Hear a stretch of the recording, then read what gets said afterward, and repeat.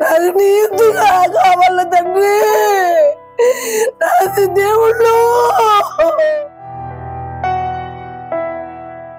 Kuppam municipality అనిమిగానిపల్లికి చెందిన Vijayalakshmi మలేసియాలో గల్లంతయ్యారు. Malaysia రాజధాని కౌలాలంపూర్లో జరిగిన ప్రమాదంలో 40 ఏళ్ల విజయలక్ష్మి ప్రమాదానికి గురయ్యారు. కొద్ది రోజుల క్రితం మలేసియాలో రోడ్డుపై విజయలక్ష్మి నడుస్తుండగా అనుకోకుండా రోడ్డు కుంగి మ్యాన్ హోల్ లోపలికి ఆమె జారిపోయారు.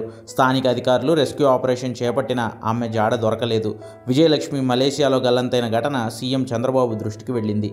ఎమ్మెల్సీ కంచర్ల శ్రీకాంత్తో ఫోన్లో మాట్లాడిన చంద్రబాబు బాధిత కుటుంబంతో మాట్లాడాలని పంపించారు. ప్రభుత్వ పరంగా సాయం అందిస్తామని, ధైర్యంగా ఉండాలని శ్రీకాంత్ విజయలక్ష్మి కుటుంబ సభ్యులకు ధైర్యం చెప్పారు. సీఎం చంద్రబాబు చొరవ తీసుకుని వీలైనంత త్వరగా విజయలక్ష్మి ఆచూకీ తెలిసేలా చేయాలని విజ్ఞప్తి చేశారు.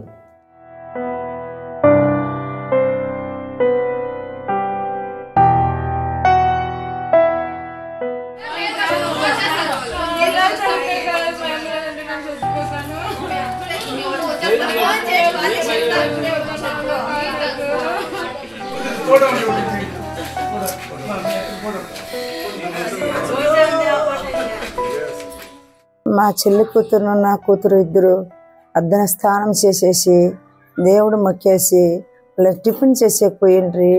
మా చెల్లి కూతురు ముందర వెళుతూ ఉండింది. మా కూతురు వెనకపోయి అట్లే కాలు పెట్టేసి ఆ అమ్మ ఏమైందని మాకు ఇంకా తెలీదు. మీరు చూసి కనబడి వెళ్తుండ్రి.